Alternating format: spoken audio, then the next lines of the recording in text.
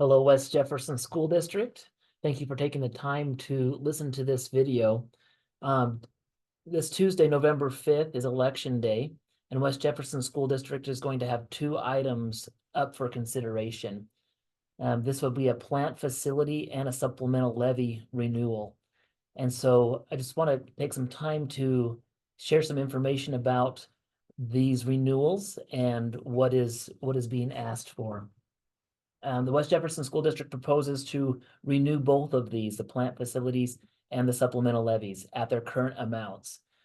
The history of the plant and supplemental levies for West Jefferson, the district has passed three different 10-year plant facility levies, starting in 1994, 2004, and in 2014. And that levy is going to be ending, and the district is asking to renew that. The district uses plant facility levy funds to purchase school buses and to fund the operation of the day-to-day activities of the custodial and maintenance departments. The different elections took place on these days for different amounts, and this is the history. Each of those passed with those percentages. The West Jefferson School District ran its first supplemental levy in 2012.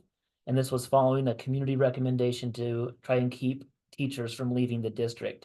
Supplemental levy helps retain teachers by allowing West Jefferson to be competitive with their salary and benefits packages. And this is the history of the supplemental levies.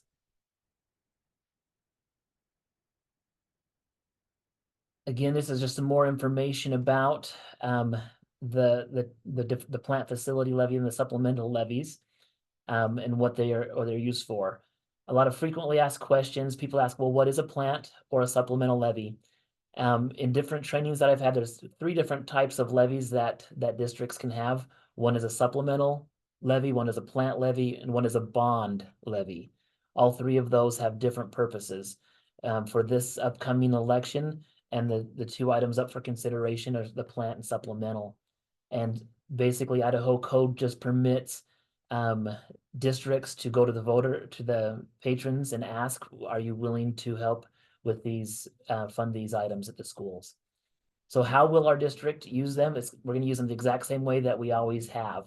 The plant levy will be used to purchase school buses. We don't have any other funds to buy buses. This is where we get our main funds for that, and also to provide for the everyday operations of the custodial and maintenance departments. The supplemental levy, like I said, it goes into salaries and benefits to retain and attract teachers, but it also goes to help us increase our classified staff salaries as well. Another question that people ask, well, how much does it take to pass or reject this? A supplemental levy requires a 50% plus 1 to approve, or a 50% minus 1 to be rejected. A plant facility, it varies, but for this specific one for the district, as it's a 10-year renewal, requires 55% for it to pass. So some new laws that govern the information that districts share, from Idaho Code Section 34.914. It indicates that this notice is part of all communications when we talk about plant supplemental levies or even bonds. And this document is going to be available for you also online, and it will all have the required language. The language that it indicates is that it does talk about when the election is to take place, how much is it going to be, when does the last election, is it replacing one that's currently in, and what is the property tax value. And all of that information is here in this one, as well as in the supplemental levy. It has the exact same language as well. The tax impact, this is always a question, well, what is it going to cost me to pass these, or if that's what, if it is passed, what is it going to cost me with a tax impact?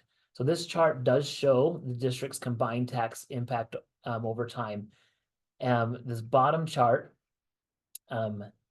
has the different tax amounts. So you have a supplemental levy, the plant facility, bond projects, the other, and the total per 100,000 of property tax value in your property. And so in 2016-17, that amount was $399 per 100,000. And this last full year that we just completed, 23 to 24, the amount was 316. The estimated or projected amount for 24-25 for the supplemental levy and the plant facility, as indicated up above, 109.91. Those numbers are coming directly from these statements. You can see the $90.94 is actually $91. I just rounded up for it to fit into the chart.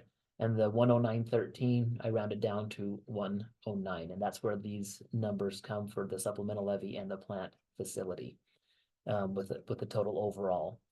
It's important to note that there is a House Bill 292 offset that was put into place by the legislature to reduce the tax burden of patrons in districts.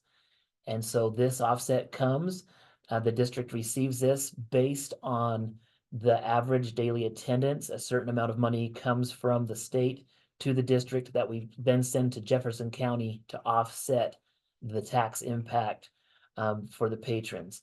And so, yes, I just said if you send your kids to school, your taxes get lower. That's a plug I can put for that. But when it comes for House Bill 292, the offset for the 24-25 school year is $95 less per 100,000.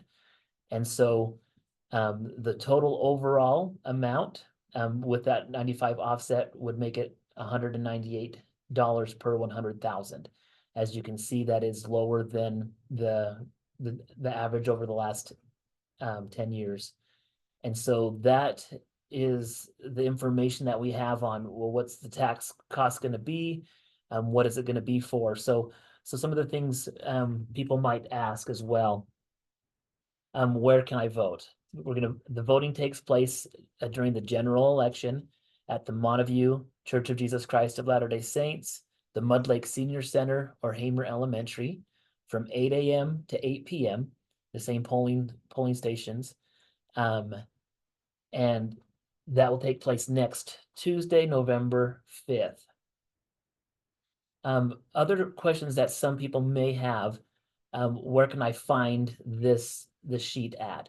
So on our district webpage, I'll go right to, if you go to wjsd.org, brings you to the district webpage. Under district, plans and notifications, and 2024 election information. You'll be able to find this exact sheet right here that will have that information for you. Additionally, at the wjsd.org website, school board information. There is a link right here that says Community Portal or School Board Hub. This is a place where you can go to find out all of the things that is being talked about at the school district. You can subscribe to get notifications, and you'll receive an email that has all of our board meeting agendas and everything else. There's a calendar. There's a calendar that has links to every single board meeting. The school board started talking about this bond and levy all the way back in July at the different meetings. In August, the board voted to have this election go forward. As I'm clicking on all that, here's that agenda right here with different links with all of the things that we talk about again at the schools. And if you like the video part, there is a YouTube section that you can go to that allows you to listen into the regular board meetings. As you can see from the live, all of our different meetings are on this as well. And so, again, I just want to say thank you for taking the time to listen to this informational video about the upcoming election and the two different items that West Jefferson School District has up for consideration. If you have any questions about the plant facility and supplemental levy, question about details on what the school district plans to do, more than what I've explained already, I'd be happy to go and answer those questions for you. You can call the school district here at 208-663-4542 and just ask for me, Superintendent Williams, and just say I have some questions about the bond and levy, and I'd be happy to help you answer those questions for you. Again, thank you for your time, and I hope everything goes well for you, and have a great day.